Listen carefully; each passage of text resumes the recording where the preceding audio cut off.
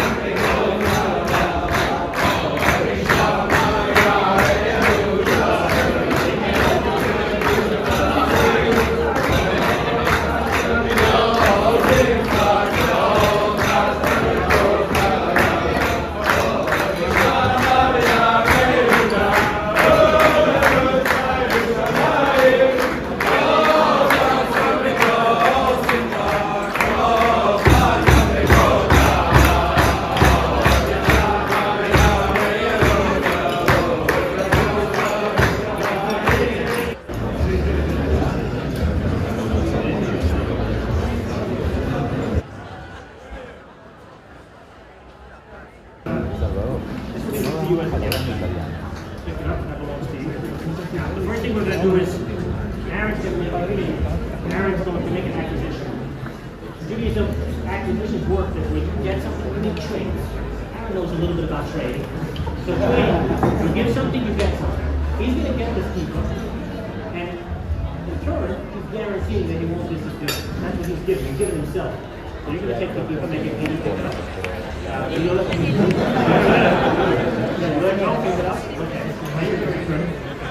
And now, after that, he's going to do this to her. And so she wants to do it. You know that she wants to do it. Yes. So you're going to take the right angle, and you're going to lift it up. With that, Katherine can keep it stable as well. All right, so that counts. Now we're going to go back to the Now, the parents, Aaron and Kath are the ones that are getting married, but we all know that this is really a celebration for the parents.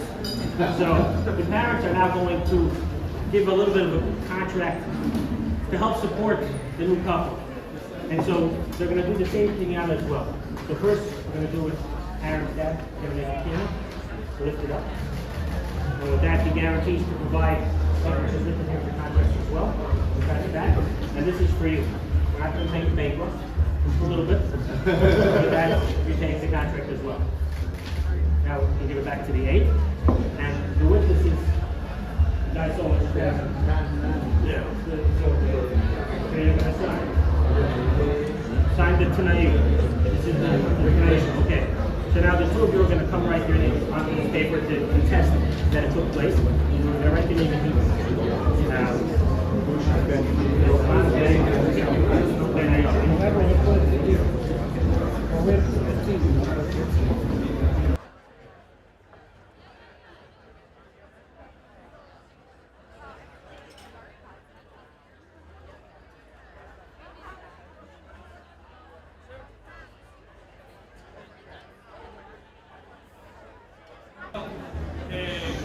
It's certainly an honor and a pleasure to be here and be asked for Aaron to speak at his wedding. As he said, and as you know from Shabbat, I am Katherine's oldest brother. And quite honestly, that's, as you heard on Shabbat, how Aaron's and my relationship started.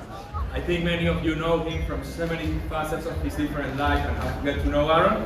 But as I said during that Shabbat, look, I'm Katherine's oldest brother. So up to now, I didn't know if everything was a sham. I don't know if he was making this play or not. And you know, everything that had happened and all the relationship that I had with Aaron, when he asked me to speak at his wedding, I started reflecting on it. I started really thinking about it, and that's when the first doubts came. It was like, is it really a sham? Is this the real guy? Like, is everything that I have lived with him true? And look, there's no better testament nor proof to it than the people that is around you today. You know, I didn't prepare any fancy words, but I really thought about it a lot. Since the Shabbat, I have heard not only your family, your close family that I have had the opportunity to enjoy and be with them, your brothers-in-law, but your extended family. And I think everybody that is here in this room is part of that extended family of you. From that, I was able to learn different facets of you.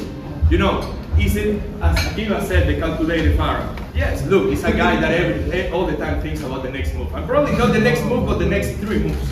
He's really, you know, like that tactical guy that you described. And I think, you know, your friends know it. Also from your family, and you have seen your sisters, your brother-in-law, your extended family from Peru, from Mexico that are here, speak about you. Look, everybody has amazing words. And as I heard and get to know, enjoy with your friends during your wedding, then enjoy with your family, it started coming together. He's that guy, right? He's not a sham. Aaron is the guy that he chose to be. He's that excellent guy that it is. And look, just to put a little bit words of Torah and Hashem here, we heard last parasha about we don't count each one as an individual, that's why we give half a shekel. Then we think about all as unity. I think, Aaron, you know, if we were to count you, it will be like that half shekel, but when we see you, we see, and everybody that is around you, what you truly are. Not only that, I want to show, you know, we all know all that many great things about Aaron, but one of the things that has impressed me the most, not only for the way that he treated Katherine, for instance, the first time to the last, look, I lived with him. Everybody has shared with him, but I lived with him, and I lived what wasn't. And man, I'm impressed. I have used you as reference to my relationship and the way that you have treated my sister, and one of the persons that I love the most has been incredible. And certainly a blueprint of how it should be done. Then, you know, it was funny because before coming to a wedding, I was studying with my friends and we were reading some stories of the Rambam, and it spoke about you cannot compare yourself to each other because you are not in each other's shoes. And it's really difficult to make a judgment based on that. And look, I admire you in a way that I cannot explain it. Because of your background in the religion and the way that you conduct yourself in the religion, you have shown me. And with these words of the Rambam, you act like that, right? You are a person that has every quality, businessman, really professional, going along with his life in a really good way, but it can also take the teachings of the Torah, implement it. You put an amazing manual for people that don't know of this wedding. You have taught me a lot, and I know in every Shabbat that I make with you, we had those words to try to teach us. What I'm going with this is, I really admire you, and you encompass many qualities that I really like, and I'm very happy for it. Not only for Katherine, but, you know, as I said, to call you a brother. For that reason, I'm not going to give you words of, you know, what it comes after the wedding, and people try to give you advice. What I'm going to say is, Aaron, I really appreciate you for who you are. I think everybody that is into this room, and look, it's not a small room, and it's not empty. It's a pretty big room. Everybody that is here really appreciates you for who you are, who you truly are. Now that you start this new journey with Katherine, my sister, and now you, my brother, what I really want to say is, I know that you got it. Keep being who you are. If you keep being who you are, we know that we are going to be able to enjoy a lot with it. Not only who you have shown me from the business side, from the personal side, from the Torah side, the relationship side. I have learned a lot with you. I think everybody that is here has done the same. And look, I haven't even been married, so I cannot give any advice. But if you keep doing that, I know that you will succeed. I love you.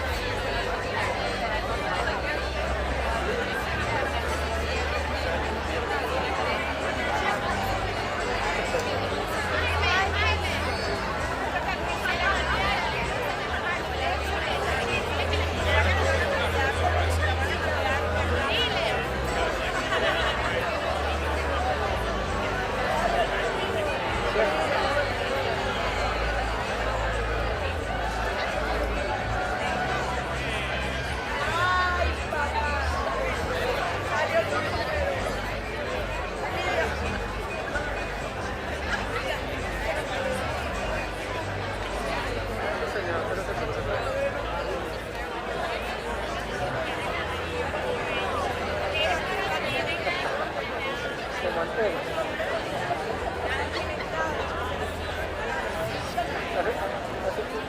Así que es que ahora soy 5G, por eso la basura. Debe ser interferencia que traigo. Interferencia, ¿qué es interferencia? Porque por lo general tengo que tengo que hacer, ¿no? Con la mano.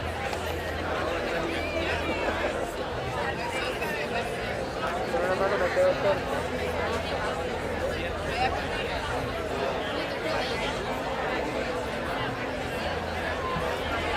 ¿Qué hace? Con pura magia, ¿no? No, de que ¿sabes qué? Los argentinos se la agarran con la mano. Está demostrado en el 86. En el 86 se usaban la mano para todo. Hasta para meter goles.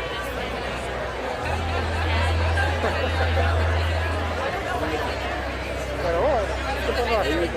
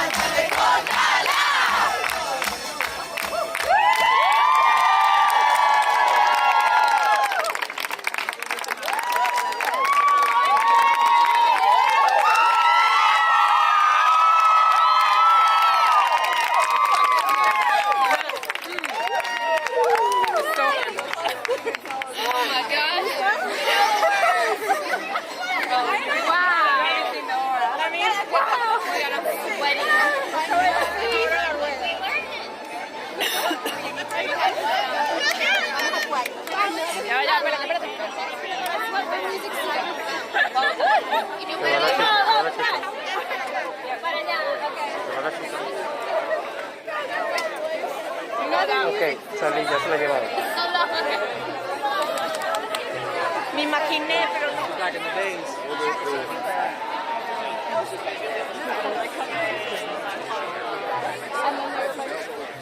Wow, you weren't sure.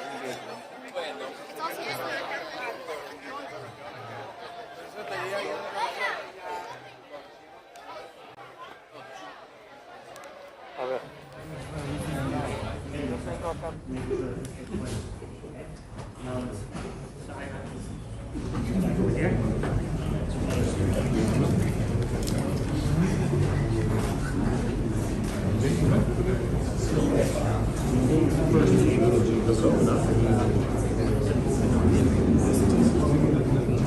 That's great.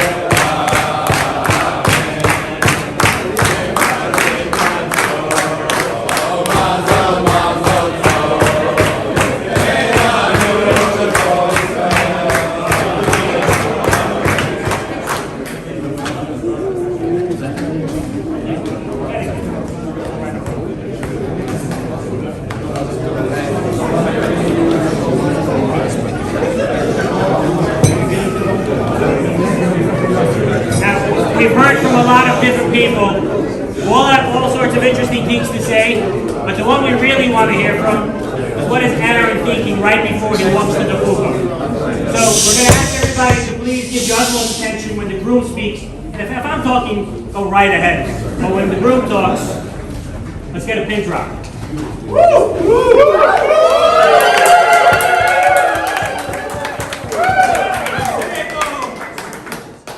Certainly a very hard act to follow with the Talmidei Chachamim that spoke before me. So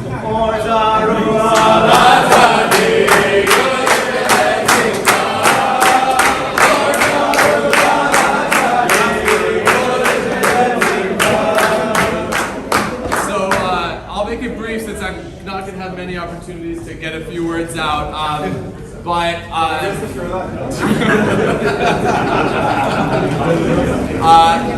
like to share.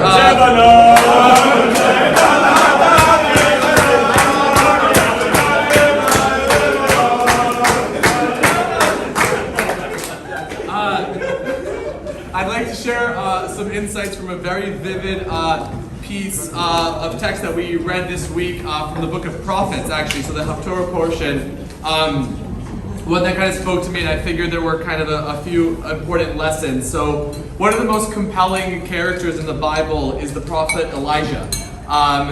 Known for his fiery personality, Elijah was, I think, unique among all of the prophets and all of the characters in the Bible for never ultimately being willing to be convinced by God.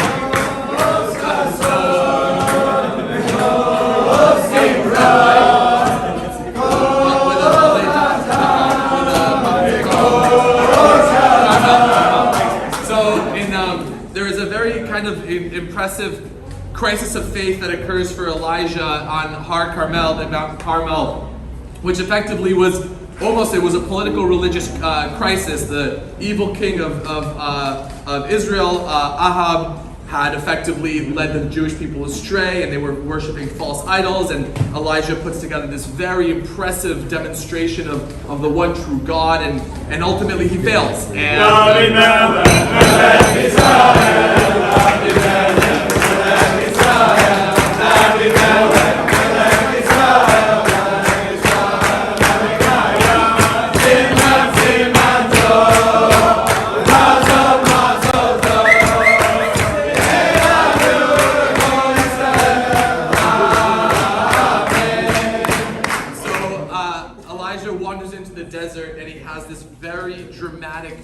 Face-off with God on a mountain in which he effectively accuses God of really being soft and saying, you people sit in front of you and you do nothing about it. And God responds in an extremely dramatic fashion. There's an earthquake, rocks, giant mountains are split in half, there are lots of sounds, and at the end of each of the sentences, God emphasizes that God is not there. So God is not there in the splitting of the mountains. God is not there with the earthquakes and the thunder. God is not in any of those things. And he wraps up with a sound of silence. No words.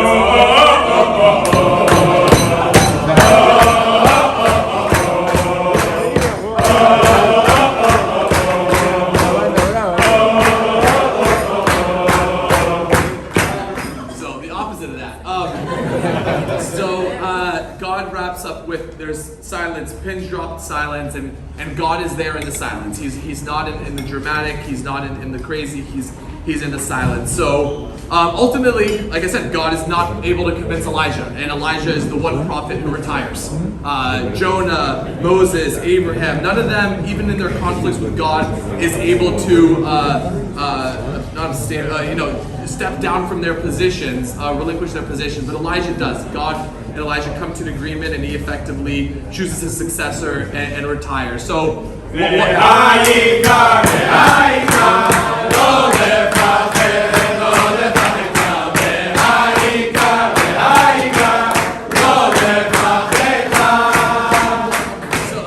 so what are the two takeaways that for me? The first is that when one is dealing with an omniscient and omnipotent being, much like a wife, one should not be stubborn.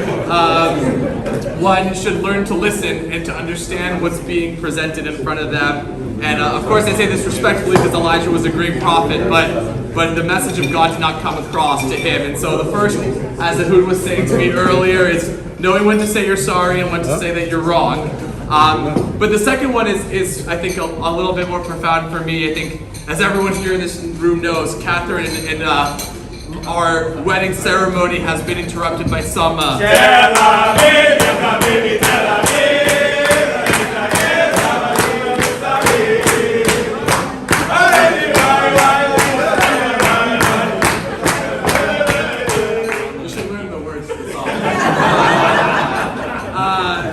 obviously, certain macro global events have impeded a little bit our ability to get married in our timeline. And, not to get political, but I haven't looked at the newspaper in 3 days because I'm scared World War III is about to break out.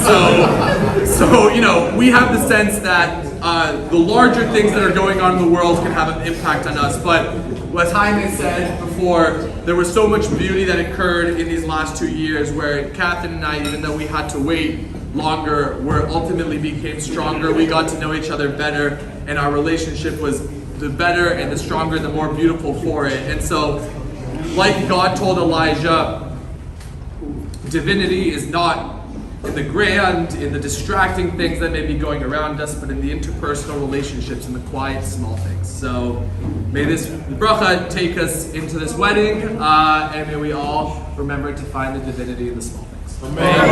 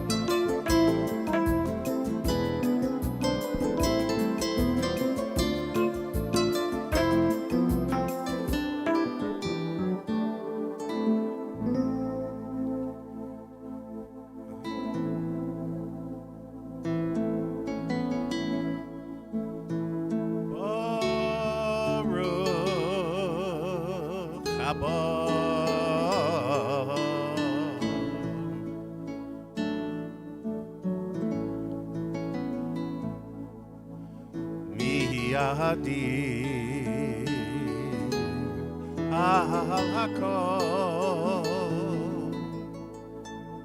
mi baruch al hakol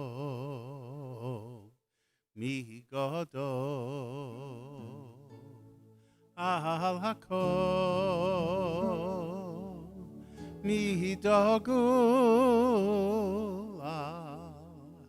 Hakol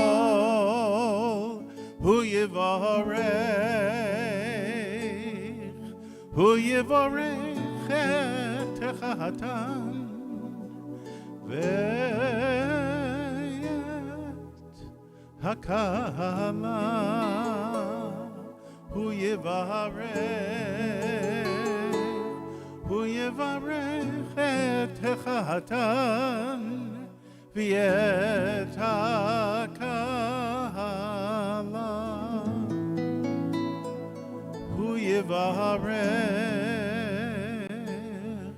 hu yivarech et chatan ve'et hakala hu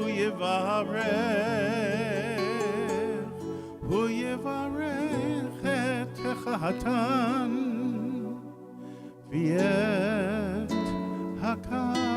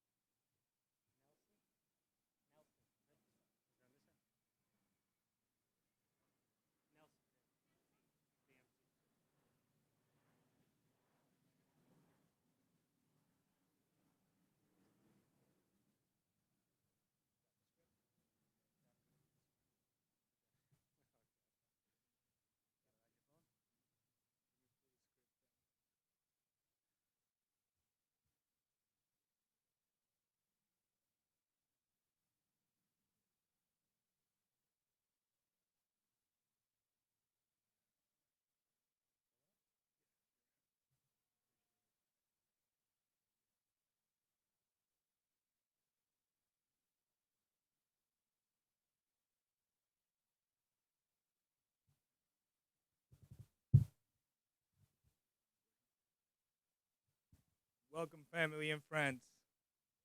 My name is Nelson Misrahi, and I'm Katherine's older brother. We would like to welcome you to Katherine and Aaron's wedding ceremony. We are thrilled that you could join us on such special day. Before we begin, please turn off, put away any cell phones or cameras. And now, we would like to call up Rabbi Menashe Altin, Rabbi of Chabad of MIT in Cambridge, Massachusetts.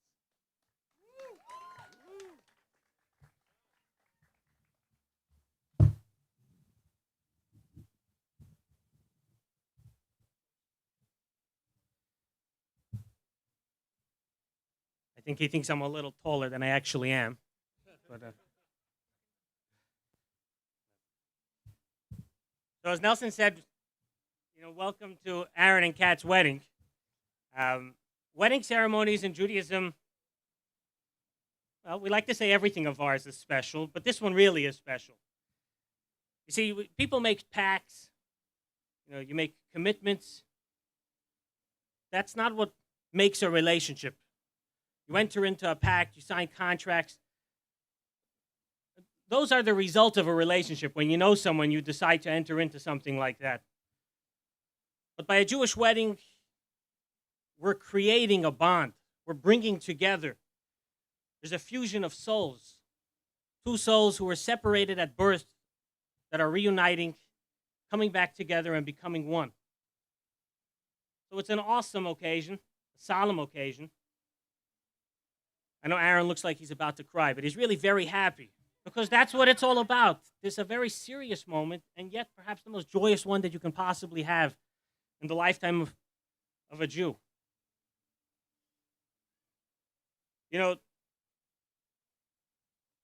We talk about Aaron and Katherine standing here together, two souls coming together, but this is not just something which is happening just for Aaron and Katherine. The truth is all of us are here together to celebrate, because as Aaron and Katherine are here, they are building one more link in a chain that goes way, way back. We're all participating in your simcha because this is not just your own simcha. This is not just your own celebration. But this is a celebration for all of the Jewish people, not just the Jewish people that are here now, but those that have come before and those that will continue to come after. Indeed, tradition tells us that under the chuppah stand not only the bride and groom, not only their parents, but all of their ancestors, going back generations, come to celebrate together with this beautiful couple as they come together on their wedding day. But when we talk about history, when we start going back to our ancestors, there's a little trivia for you. How do you say history in Hebrew? And not in Ivrit. Let's get some biblical Hebrew, because this is going to be somewhat of a biblical ceremony. So how do you say history in Hebrew? Not biblical, but it was close. But in biblical Hebrew, there is no such word as history, because Jews do not have history. We don't have a history. History is his story. That's something that happened to somebody else. There's one word that comes up in the Torah over and over and over again, and that is the word zikaron, liskor, to remember. Jews have a memory. We remember things. We don't have a history. We have a memory. Because a memory is what happened to me. A memory is my story. So we're not just looking back at events that happened in the past, and, here we are, thousands of years later, but we are living and continuing to move along. So this is a big occasion, and there's a lot of stuff that happens at the wedding, and I'm going to try not to bore you too much, maybe a little bit, but we're going to try to explain what's happening. I saw there were some beautiful cards with the information of what's going on, so I don't have to explain too much, but we'll do just a little bit.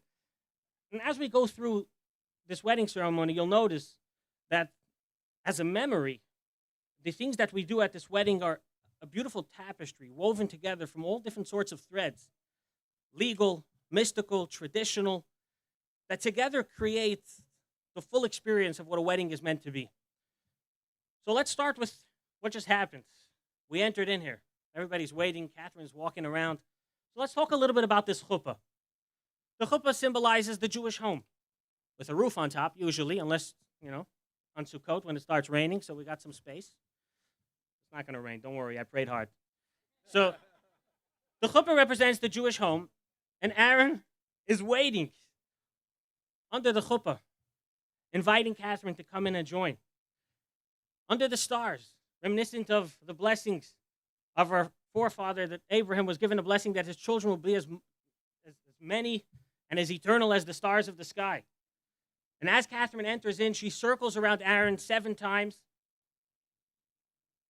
evoking, or I should say reminiscent of the biblical story of Joshua coming to the city of Jericho. And they circled the city 7 times to break down those walls. And as Catherine circles Aaron 7 times, breaking down anything that might possibly come between the two of them, to open up a space, and yet at the same time, evoking the prophecy of Jeremiah, who said, Nekeva tesoviv gever, that in the coming of Mashiach there will be the fulfillment of the prophecy that the Nekeva, the female, will be the one to surround, to build a home, to bring protection, to bring security. And so Catherine is building that home around Aaron, and together they build a Jewish home. So let's talk about a Jewish home. You guys are building it, so this is for you. You guys are coming together to build a Jewish home, and we heard a lot about the Parsha at the Tish, so let's talk about a Jewish home from the Parsha. The temple that was built. In the past couple of weeks, in the Torah, we've been reading about the instructions for building the temple, and in this week, they actually go ahead and do it. And one of the most important pieces of that temple is the Aron, the ark. The ark in which the tablets, the Torah, was placed in the center of the temple. The ark is made of a few different things. That's not one of them. The ark is made up of a wooden box, plated with a gold box on the inside and a gold box on the outside. Altogether, it's completely coated in gold. We like gold. Gold is nice, but there's a wooden box in the middle. And one has to wonder what's with the wooden box. So first, let's talk about why there was gold. The gold is simple. It's not just beautiful, it's not just nice, but gold is a very precious metal. It has some very interesting properties. Notably, and this, the rabbi talking to the scientists, corrosion, rust, tarnish, you don't get that on gold like you do on a lot of other metals. It's strong, it's endurable, it lasts. Wood is very much not like that. But the flip side is that gold is inert. It's just, you dig it out of the ground, there's no life.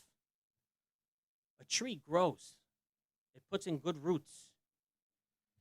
It's solid. But it's not just solid. It gets taller by the day, spreads out its branches, it gives shade, gives fruit.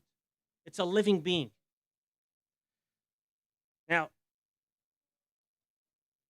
over the last little while, we got to know each other a little bit. And I got to say that, we can talk about Aaron and Catherine for a very, very long time because there's a lot of good things to say. But some of the things that I personally can say is that, I guess coming from MIT, it shouldn't be so shocking, but I think even at MIT, it goes beyond the commitment, the hard working. There's a story that I never really understood until I think maybe I can say I met you guys. There was a Rabbi Adin Steinsaltz, translated the entire Talmud, a phenomenal scholar. He had lots and lots of projects. He was constantly taking on a ton of stuff. And he was overburdened. So he came to the Lubavitcher Rebbe and he says, look, I got 6 things on my plate. They want me to take a 7th. I'm over my head. What do I drop? Which one do I move aside? The Rebbe looked at him and said, drop? Move aside? What are you talking about? Take the 7th, then take an 8th and do a 9th. And just keep on piling it on. And to me, this was always the most baffling thing. What do you mean? You got to, things got to be, measured, relative. You got to think before. Then I met Aaron and Catherine, and I realized working hard, there's no limits. You know what they say? When you need something done, go to somebody who's busy, and they'll get it done. And there you go. So people who work hard, talk about commitment. How many people had to go through 3 times till we got 3rd time's the charm? We're here, 3rd wedding. Here we are, committed. But the thing that I think most about the two of you, that Musi and I can personally attest to, is not just hardworking, honesty, to tell it how it is, but the commitment to growth. And that as we went through the last couple of years, there was tremendous growth in ways that were unimaginable, ways that I could personally say blew me away. And going back to this little story of the ark, we talk about an eternal bond. This wedding that fuses the two of you together for all of time. Eternity is good. Gold is nice. But that living tree, that wood inside that continues to grow, that sets down roots, a wooden ark that holds the Torah inside, that forms the mainstay of this home, that this is going to be a home that makes the entire Jewish people proud, a home where Torah is welcome. It's the basis where Torah is rooted, and it continues to grow and shape your lives, the lives of your children, and the people around you. I know, I wasn't supposed to talk for that long. So let's get moving on with the ceremony. So we're going to continue on, and the Jewish wedding is divided into two parts, commonly translated as the betrothal and then the actual marriage, the kiddushin and the nisuin. The betrothal is the part that maybe many are familiar with when you give a ring. We're going to do a lot of reading to kind of break up the two parts. And then Aaron is going to give the ketubah, the marriage contract, which we signed earlier. We'll talk about it in a minute. And then we say lots of blessings to thank God for bringing us to this day and to ask God for his blessings that he should continue to bless this couple, bring them joy, happiness, love, and affection between the two of them forevermore. And of course, if we're going to do something joyous, as a good Jew, we always do it with a cup of wine. So we're going to start with a little l'chaim. We're going to bring up some witnesses who are going to attest that this took place. I know there's a lot of you here, but we're going to have two witnesses, and they're going to be the only ones who are going to attest to this because we need some really solid people. So we're going to invite Jeremy Jaffe and Morris Nagar to come up and witness the ceremony.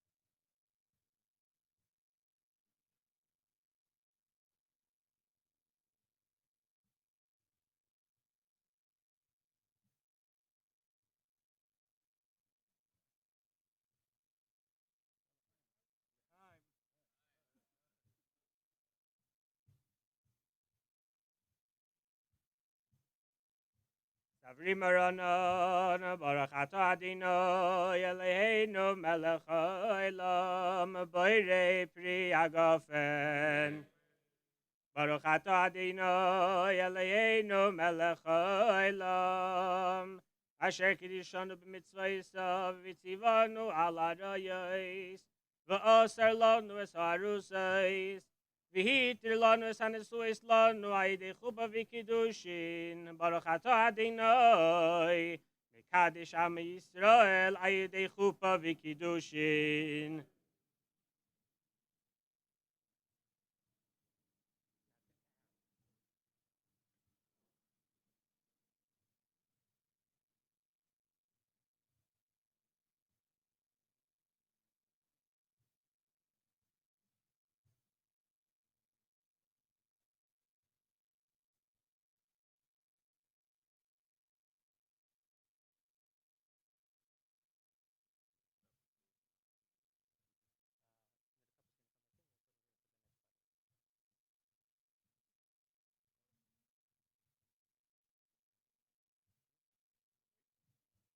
Okay, at this time, we would like to call up Angel Salvador Scotti, the dear family friend of the bride's family, to present the rings.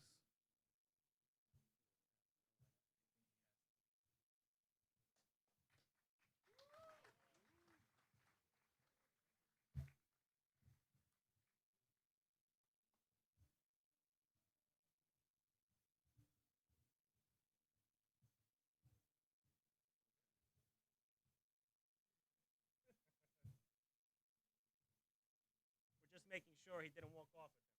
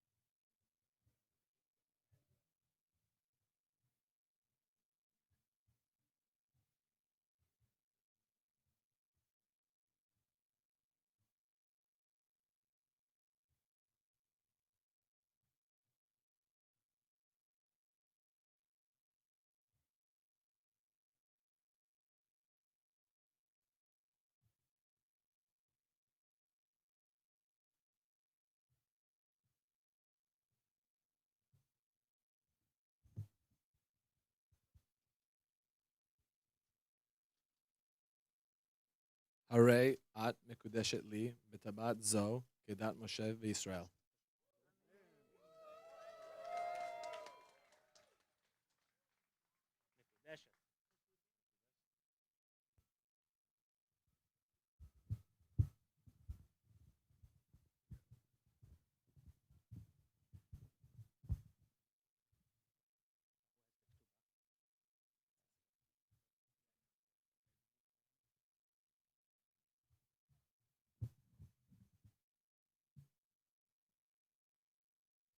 Okay, and now we would like to call up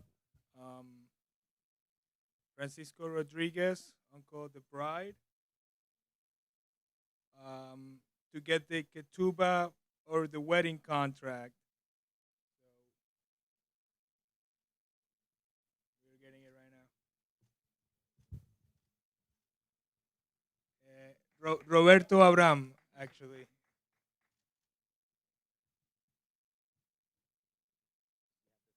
Cousin of the bride. The ketubah. Where's the ketubah? The actual frame. Oh, okay, we're getting it right now.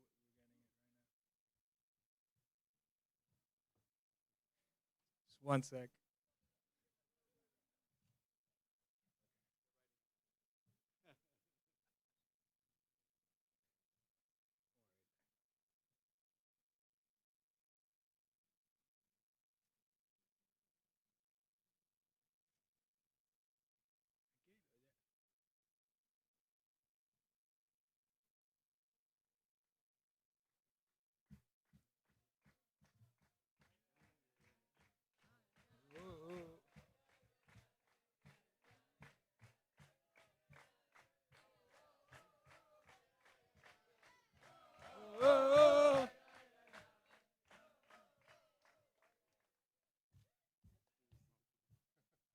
The rabbi will read the ketubah out loud.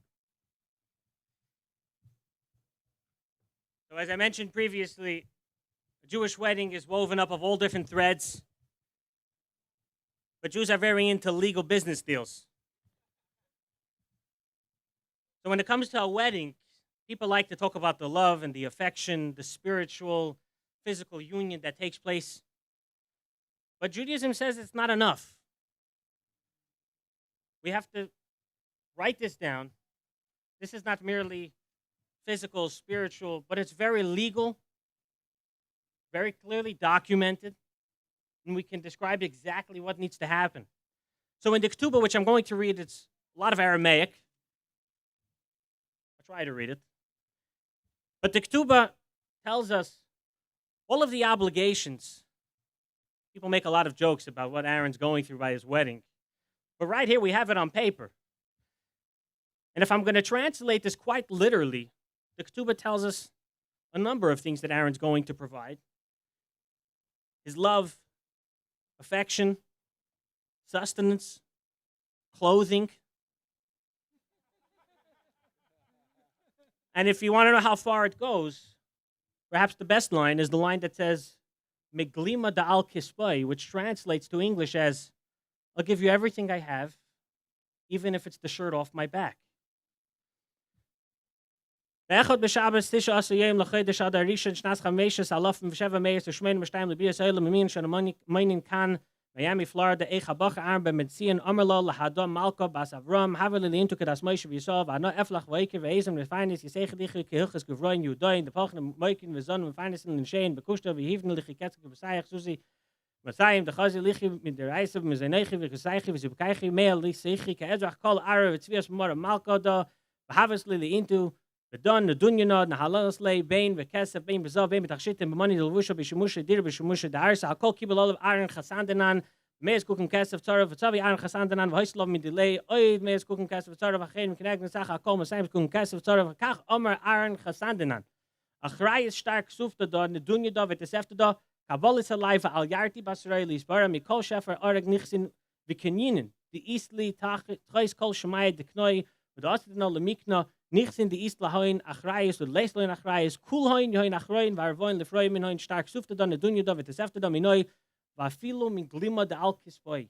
Vachayai ubasa chayai min yoima de nana la olam vachrayis v'chaymer stark sufta da nedunya da v'tesefta da kibel ala arn chasandinan v'chaymer kol shtarik suvis v'teseftas de nagin bebnois Yisrael asuyin kityuken chachamenes achirem levracha da lokas machta lokitufse de shtara v'kanina min arn ben benzin chasandinan lamoris malka basavrom da kol ma de kasul mafurish l'il b'mona de kashur l'miknaya bei v'hakol shar v'kayim Neum Shlem Yehuda ben Baruch Zelig Eid, Neum Shmuel Yisrael ben Avram Abba Eid.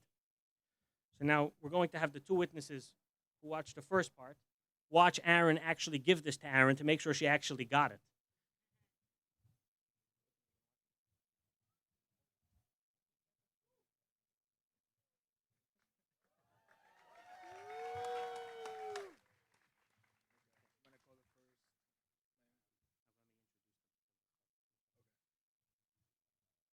Now, as I mentioned before, we always like to do things with a l'chaim, and one l'chaim is never enough. So we're going to do another l'chaim, and we're going to have another cup of wine, and we're going to make a number of blessings. Nelson here is going to introduce all those that are going to be saying the blessings. The blessings, again, as I said before, evoke the memory of Adam and Eve, and ask that God bless Aaron and Katherine, or as we read in the Ksuba, Aaron and Malka, that they should be blessed with the love and affection, the care, the beauty that Adam and Eve were blessed with when they were in the Garden of Eve, right in the beginning and the onset of creation. And we ask that that continue from here and on.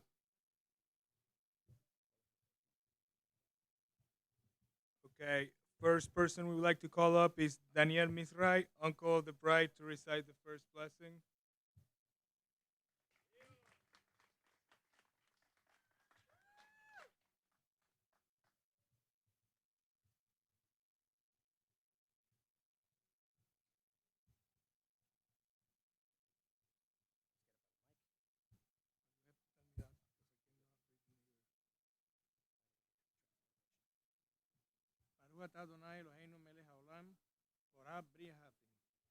Amen.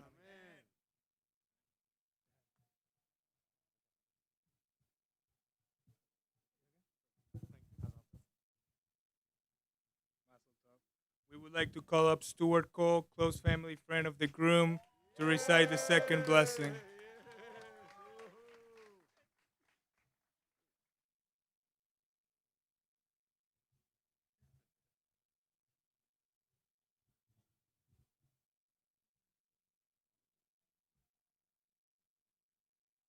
Baruch atah Adonai Eloheinu melech haolam. Shahakol bara lich vodo. Amen.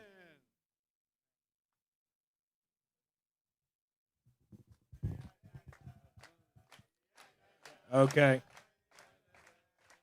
Now we would like to call up Moises Feindengold, close family friend to the bride, to recite the third blessing. Woo!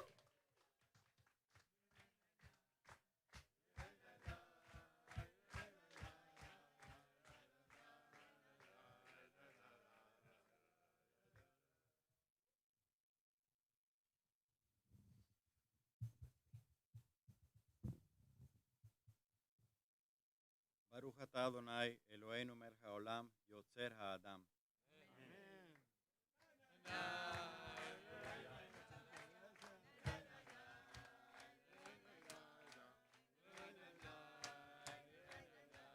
Okay.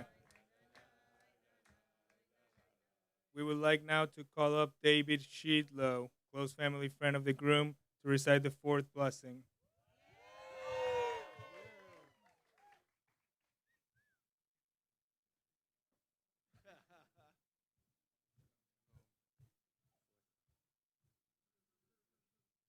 ברוך אתה אדוני אלוהינו מלך עולם, אשר יצר את אדם בצלמו, בצלם דמות תבניתו, והתקין לו ממנו בניין עד ברוך אתה אדוני יוצר האדם.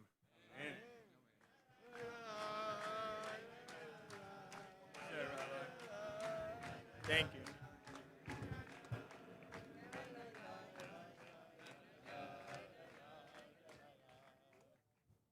Okay, we would like to call up Daniel Serfati, cousin of the bride, to recite the fifth blessing.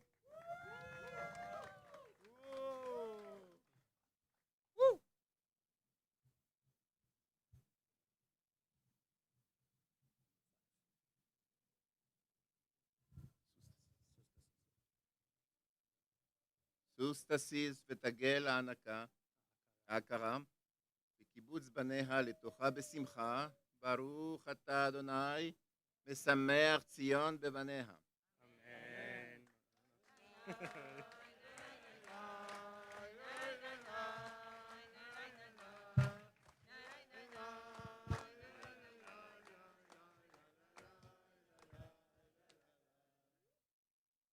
We would like to call up now Roberto Abram, cousin of the bride, to recite the sixth blessing.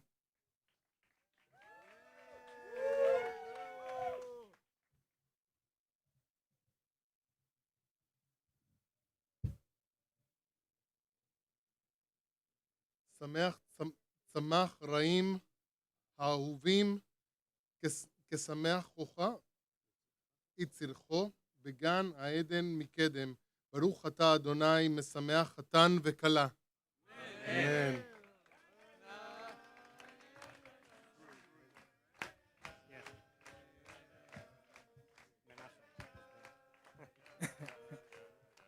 We would like to ask Rabbi Menachem Altin to recite the seventh blessing.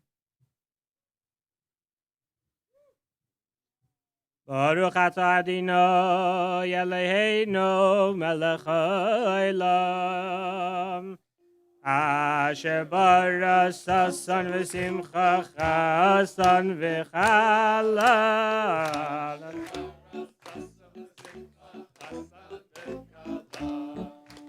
Gila rina ditza v'chedva ava v'yachva v'shalom v'reyos me'er Adonai Eloheinu yishama v'arei Yehuda v'chutzais Yerushalayim kasasan v'kasimcha Kol chasan v'kol kala Kol mitzalis chasan v'chupasa Monarim mishtei niginasam Baruch atah Adonai Mesameach chasan im hakala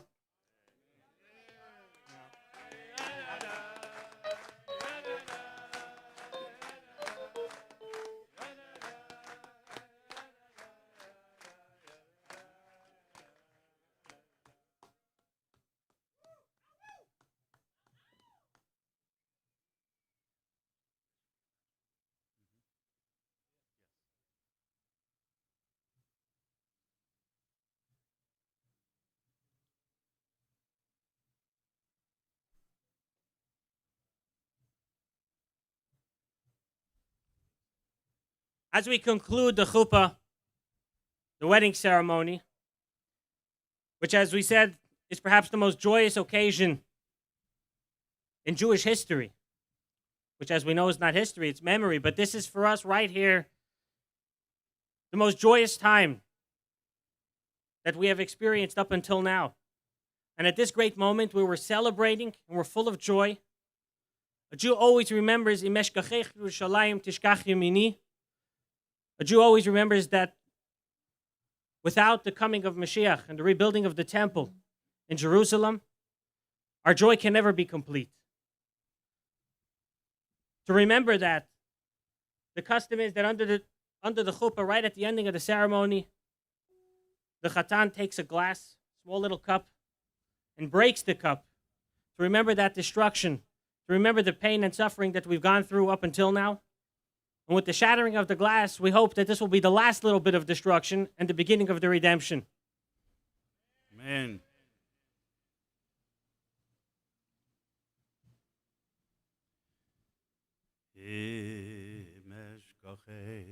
Yerushalayim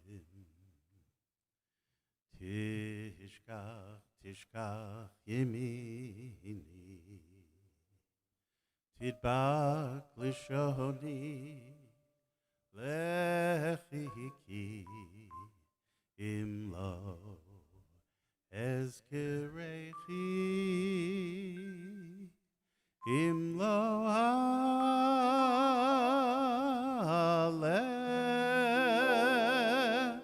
Imlo ales Yerushalayim al rosh simchasi al rosh simchasi imlo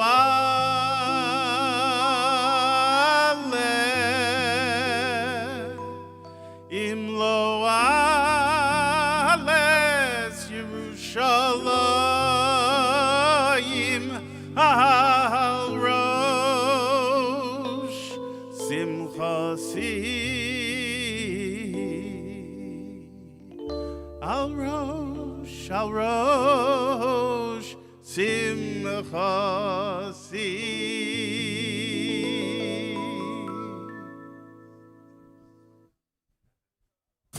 Mazel tov.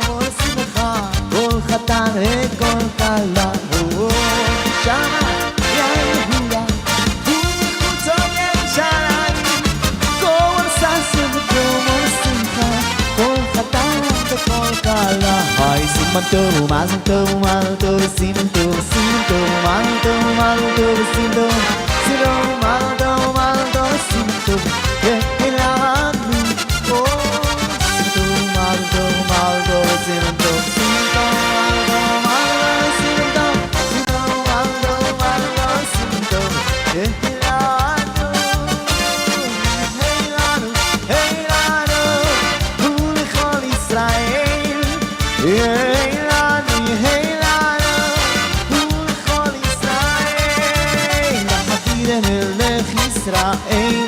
come